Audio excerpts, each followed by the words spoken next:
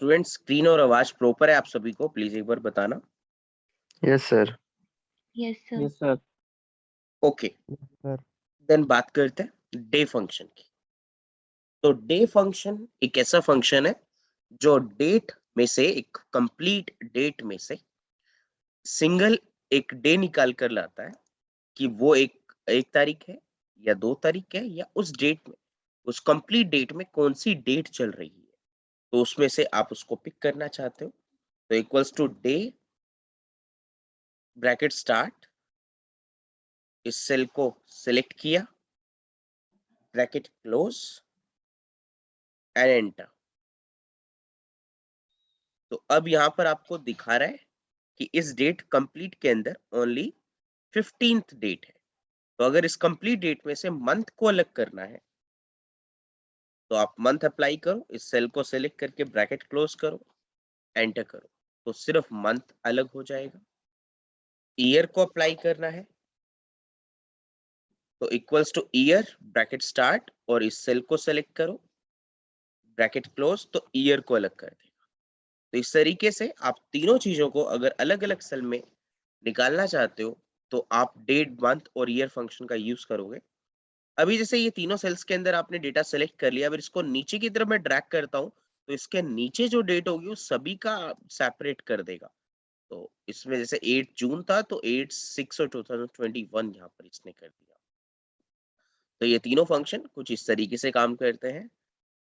Next function है today, कि आपके कंप्यूटर में क्या डेट चल रही है उस चीज को निकालना। टुडे फंक्शन है कि सिर्फ आपको ब्रैकेट स्टार्ट और क्लोज करना है, कुछ अनदर सिलेक्शन इसके अंदर नहीं करनी है आपको। तो today bracket start bracket close और एंटर। तो यहां पर इसने जो है कैलकुलेट करके दे दिया। नेक्स्ट है नाउ। नाउ में डेट और टाइम दोनों आता है। टुडे में सिर्फ डेट आती है और नाउ में डेट और टाइम दोनों आता है। तो सिर्फ ब्रैकेट क्लोज स्टार्ट करके क्लोज करना है, ऑटोमेटिकली आपको निकाल कर दे देगा। नेक्स्ट है ई डेट। इसको थोड़ा ध्यान से समझना पड़ेगा, इसमें कुछ लॉजिक है।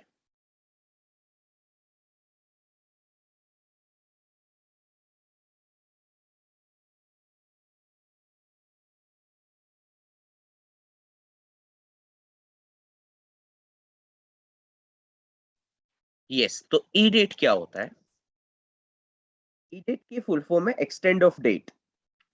अगर आपको आज की डेट में सोच कुछ मंथ आगे बढ़ाने, या आप कहते हो कि आज की डेट में 4 महीने आगे बढ़ जाए, तो इस डेट में अगर आप 4 मंथ इंक्रीज करना चाहते तो कौन सी डेट आएगी वो आपको ई डेट निकाल कर देगा कि अगर इस डेट में 4 मंथ ऐड करोगे तो कौन सी डेट आने वाली है, ये आपको कैलकुलेट करके देने वाला है। ई डेट आप इधर लगाते हो, स्टार्ट डेट के अंदर आप ये वाली डेट देते हो, कॉमा, मंथ के अंदर आप यहाँ देते हो लाइक मेरे को 4 मंथ आगे एक्सटेंड करनी है ये डेट। तो जैसे मैं 4 डाल के ब्रैकेट क्लोज करके एंटर करूंगा तो नीचे सिंटेक्स देखो, पहले ये सिंटेक्स आपको कवर होना चाहिए। तो ये सिंटेक्स में कह रहा है स्टार्ट डेट क्या है, तो वो डेट वाला सेल सेलेक्ट कर लिया, कितने मंथ आगे इनकी एक्सटेंड करना है इसको, वो मंथ डाल दिए, then bracket close and enter करते हैं। तो यहाँ पर ये आपको एक नंबर देगा, बेसिकली एक नंबर देगा। कैसा नंबर देगा मैं आपको दिखा देता हूँ। इस तरीके का नंबर देगा। तो जब आप अपने कंप्यूटर में इसको अप्लाई करोगे, इस तरीके से एंटर करोगे तो ये आपको नंबर देगा। इस नंबर को आपने डेट के फॉर्मेट में कन्वर्ट करना होगा। कैसे? यहाँ पर एक ऑप्शन आपको मिलेगा शॉर्ट डेट और लॉन्ग डेट के नाम से नंबर सिस्टम के अंदर। तो इनमें से कोई भी एक डेट आप चूज कर लेना तो वो नंबर कन्वर्ट हो जाएगा डेट में। तो बेसिकली ई डेट का जो आउटपुट आता है वो एक नंबर में आता है, जिससे हमें बाद में डेट में इसको कन्वर्ट करना पड़ता है। ये उसका एक फॉर्मेट है, ये उसका एक फीचर है बस। अब यहाँ पर नेक्स्ट है ई ओ मंथ। अब देखो यहाँ पर इसने क्या किया कि इस डेट को 4 महीने आगे बढ़ा दिया, बट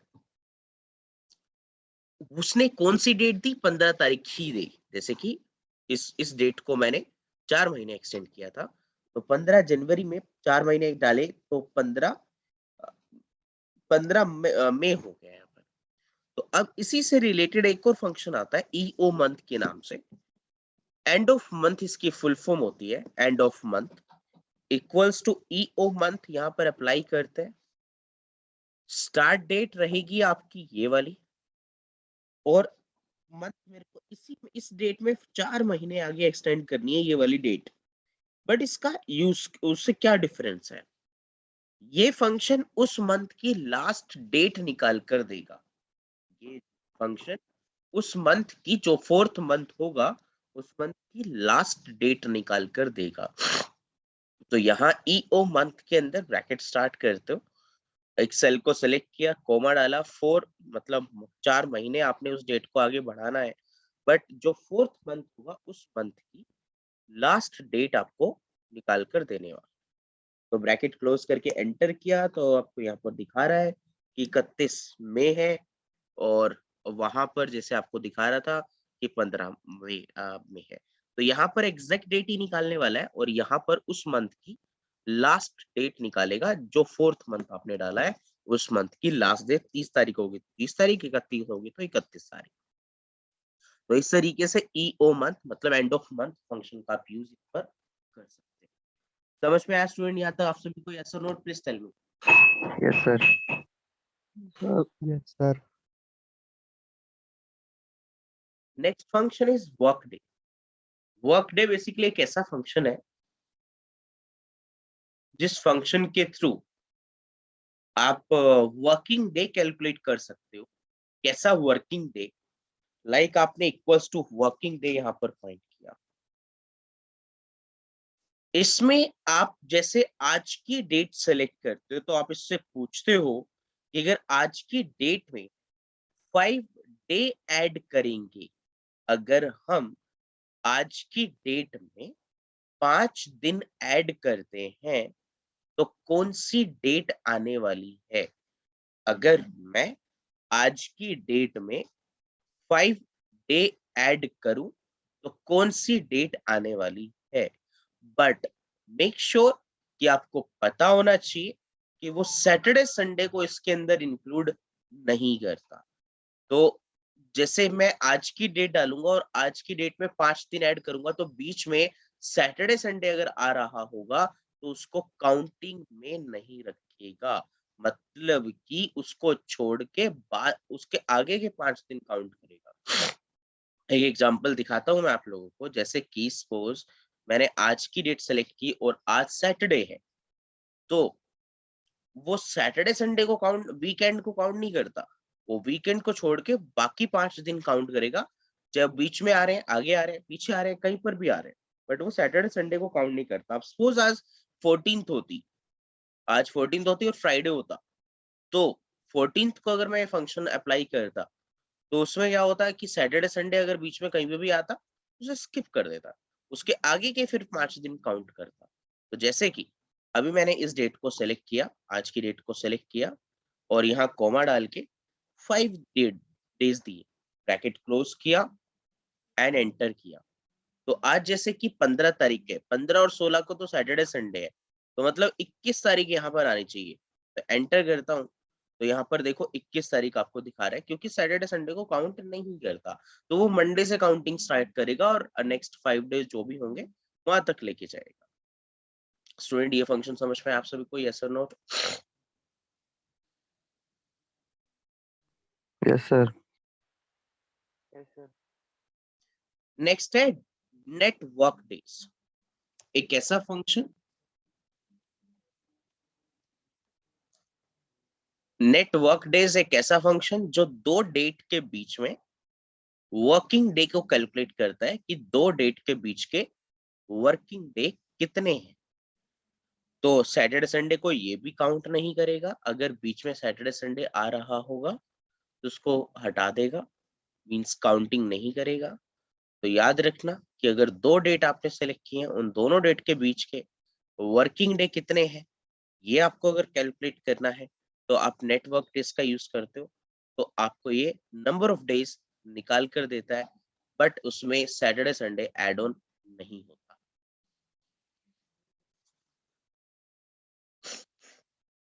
तो स्टार्ट डेट के अंदर आपने सेलेक्ट किया like 15 Jan, comma, end date select किया लाइक आपने 21 तारीख। तो आपने 15 और 21 तारीख के बीच में देखने कितने वर्किंग डे हैं जिसमें सैटरडे संडे को काउंट नहीं करेगा। तो ओब्वियसली 15 और 16 को तो सैटरडे संडे है, तो उसको छोड़कर 17 से लेके 21 तारीख काउंट करने वाला है। तो आपको देने वाला है कि दोनों डेट के बीच में 5 दिन का डिफरेंस है। और अगर आज भी वर्किंग डे होता तो ये आज को भी काउंट करता। तो अगर आज भी वर्किंग डे होता तो आज को भी ये काउंट करता। नेक्स्ट इज वीकडे। ये इस वीक का कौन सा दिन चल रहा है, जैसे कि संडे है, मंडे है, ट्यूसडे है, या कौन सा डे है। बट याद रखना कि ये हमें यहाँ पर मंडे सैटरडे ऐसे कैलकुलेट करके देगा, बट नंबर में कि जैसे हफ्ते में 7 दिन होते हैं, तो 7 में से जो पहला दिन होता है लाइक संडे होता है, तो वो पहला दिन माना। तो ये आपको काउंटिंग में काउंट करके देता है कि आज वीक का पहला दिन है, दूसरा दिन है, तीसरा दिन है, या 7वां दिन है। तो पहला दिन वीक का संडे होगा और 7वां दिन वीक का सैटरडे होगा। तो इस तरीके से एक्सेल की लैंग्वेज में और कंप्यूटर की लैंग्वेज में और कैलेंडर की लैंग्वेज में जो भी आप देखते हो, सबसे पहले संडे की लाइन होती है। तो उसी तरीके से आपको ये भी उसी तरीके से कैलकुलेट करके देगा और आपसे पूछ भी लेगा पहला दिन आप वीक में किसको मानते हो। पहला दिन संडे को मानते हो, मंडे को मानते हो, बाय डिफॉल्ट ये संडे को मानता है, बाकी आप इसको चेंज भी कर सकते हो। तो अगर मुझे ये निकालना है कि आज का जो दिन है वो वीक का कौन सा दिन है, पहला है, दूसरा है, तीसरा है, चौथा है, या 7वां है, कौन सा है, तो आप सीरियल नंबर सेलेक्ट करते हो, आज की डेट या कोई भी डेट आप सेलेक्ट करते हो यहाँ पर, और कोमा। कोमा डालते ही रिटर्न टाइप में आपसे वो पूछता है कि पहला दिन आप किसको मानते हो। उसका एक नंबर आपको, कोड आपको देना होगा। पहला दिन अगर आप पहला दिन अगर आप संडे को मानते हो तो रिटर्न टाइप में यहाँ 1 लिखो। इसके कोड बने हुए हैं, यहाँ पर देखेंगे आप सभी कि अगर पहला दिन संडे को मानते हो तो 1 लिखा जाएगा, अगर पहला दिन मंडे को मानते हो तो 2 लिखा जाएगा, पहला दिन अगर वेडनेसडे को मानते हो तो उसके जो कोड दिए हुए हैं उसके सामने वही कोड आपको यहाँ लिखना होगा। तो पहला दिन जिस भी डे को आप मानते हो वो आप यहाँ नंबर लिखो और वो उसी हिसाब से आपको कैलकुलेट करके देगा कि आज की डेट कौन सी है। तो मैंने कहा कि पहला दिन मैं संडे को ही मानता हूं, इसलिए मैंने 1 लिखा, ब्रैकेट क्लोज किया एंड एंटर किया। तो अब यहाँ पर आपको कैलकुलेट करके दे रहा है कि आज सैटरडे है, 15th है, तो आज 7th डे हुआ वीक का। तो इस तरीके से आप एक वीक का जो है कोई भी डे कैलकुलेट कर सकते हो। Next function is weeknum. Weeknum एक ऐसा फंक्शन है जो इस ईयर का वीक कैलकुलेट करके देता है कि जैसे आज 15 तारीख है, तो आज इस ईयर का ये कौन सा हफ्ता चल रहा है, कौन सा वीक चल रहा है, ये इस ईयर का।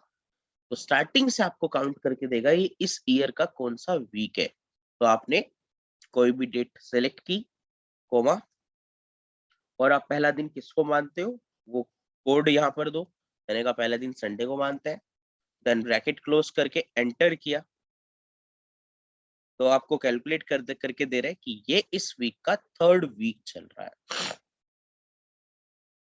ये इस ईयर का 3rd वीक चल रहा है, ईयर के हिसाब से काउंट करता है, ये ध्यान रखना। Next function is yearfrac, most important function है। जैसे कि आपके पास यहाँ 2 डेट लिखी हुई है, एक एक तो है 1/1/2000 और एक है 2022। तो इन दोनों डेट के बीच के आपको वर्किंग सॉरी इन दोनों डेट के बीच के आपको ईयर का डिफरेंस निकालना है। इन दोनों डेट के बीच के ईयर का डिफरेंस क्या है। तो स्टार्ट डेट में आपने दिया 2000, एंड डेट में आपने दिया 2022। ब्रैकेट क्लोज करते हो, एंटर करते हो, तो इन दोनों डेट के बीच के जो है वर्किंग डे आपको निकाल कर देगा। स्टूडेंट यहाँ तक सॉरी वर्किंग एरिया ईयर्स निकाल कर देगा। स्टूडेंट यहाँ तक समझ में आया सभी को? यस और note? Yes sir. Student yes और नोट प्लीज सभी? Yes, sir. Yes Yes, sir. Sir. Yes, sir. तो डाउट है वो पूछो। Okay, next function is days 360। Days 360 means दो डेट के बीच के डेज का डिफरेंस निकालना। ईयर फ्रैक क्या करता था? ईयर फ्रैक करता है कि दो दो डेट के बीच के ईयर का डिफरेंस निकालता है। बट डेज 360 और 65 ये दोनों जो है आपके ईयर के अंदर से डेज का डिफरेंस निकालते हैं कि दोनों डेट के बीच में ईयर का कितना डिफरेंस है। तो जैसे आपने यहाँ पर दो डेट लिख ली है और एक आज की डेट लिख ली। अब आपने डेट, इन दोनों डेट के बीच में डेज का डिफरेंस निकालना है। तो equals to days 360 bracket start date में आप 2000 वाली डेट, एंड डेट में 2020 वाली, ब्रैकेट क्लोज। एंटर करते हो तो आपको यहाँ पर काउंट करके दे रहा है कि दोनों डेट के बीच में 7934 का ये डेज का डिफरेंस है। Same as days, only days function भी होता है, बट इसका डिफरेंस मैंने आपको बेसिक फंक्शन में बताया था कि अगर आप डेज फंक्शन डेज 360 लगाते हो तो क्या होगा, वो एक साल में 360 दिन मानता है। बट ओनली डेज लगाते तो वो एक साल में 365 दिन मानता है। तो ओनली डेज फंक्शन इंडिया के लिए यूजफुल रहता है। तो इसीलिए डेज फंक्शन हमने लगाया, ब्रैकेट स्टार्ट की। इसने सबसे पहले एंड डेट पूछ रहा है, तो एंड डेट 2022 है और स्टार्ट डेट 2000 है। ब्रैकेट क्लोज किया एंड एंटर किया तो आपको एक कैलकुलेट करके दे रहा है कि एक्चुअल जो है इन दोनों डेट के बीच में 8050 दिन का फर्क है, डिफरेंस है। तो इस तरीके से आप डिफरेंस भी निकाल सकते हो दो डेट के बीच के डेज का, कितने डेज का फर्क है। तो ये आपके डेट एंड टाइम फंक्शन से कुछ, एंड इनको करना है आज आप लोगों को एक तो, और उसके साथ साथ एक और पॉइंट मैं आप लोगों को इसमें सिखा रहा हूँ आज।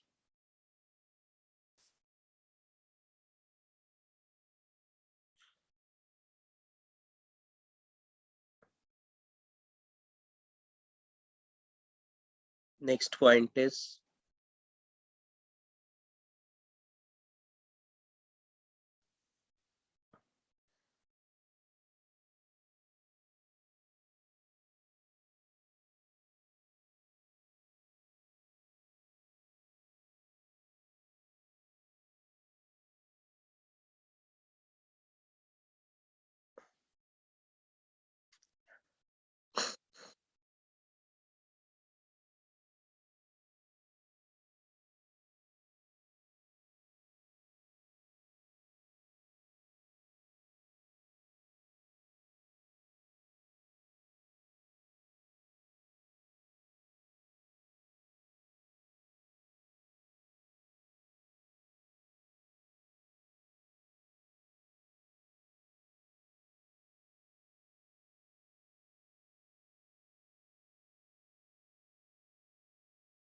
यस। तो लॉजिकल फंक्शंस के कुछ फंक्शन, लॉजिकल फंक्शंस के फंक्शंस मैं आपको अभी सिखा रहा हूँ एक और। बट इनमें जो फंक्शंस मैं अभी आप लोगों को बता रहा हूँ, ये फंक्शंस बेसिकली बहुत एडवांसली एक्सेल में काम करते हैं। तो पहले इनको इंडिविजुअली सिखाऊंगा, फिर इनका एडवांस पार्ट मैं नेक्स्ट क्लास में आपको कवर करवाने वाला हूँ। तो पहले इन फंक्शंस को जो भी है इनको बेसिक तौर पर, जैसे इंडिविजुअल तौर पर यहाँ पर सीखते हैं, फिर इनको मल्टीपल फंक्शंस के साथ अप्लाई करना भी सीखेंगे। तो पहले इनका इंडिविजुअली यूज अच्छे से देख लें। तो लॉजिकल फंक्शंस को स्टार्ट कर रहे हैं, और यही फंक्शन आगे मल्टीपल फंक्शंस के साथ यूज भी होते हैं कि आप लॉजिकल को डेट एंड टाइम के साथ यूज कर सकते हो, लॉजिकल को आप अपने स्टैटिस्टिकल वगैरह के साथ यूज कर सकते हो, अनदर टेक्स्ट फंक्शन के साथ यूज कर सकते हो। तो काफी सारे एडवांस टूल्स आएंगे जो मल्टीपल मिक्स फंक्शन के साथ भी इनका यूज होगा। तो फिलहाल लॉजिकल फंक्शंस को सीख रहे हैं और इसके अंदर क्या-क्या टूल्स हैं इंडिविजुअली पहले उनको कवर कर रहे हैं। एडवांस पार्ट इनका जो है नेक्स्ट क्लास में कवर करते हैं। तो लॉजिकल फंक्शंस लेट्स स्टार्ट करते हैं। आप सबसे पहले अपनी क्लास को एक बार डिस्कनेक्ट करके रिकनेक्ट कर लीजिए।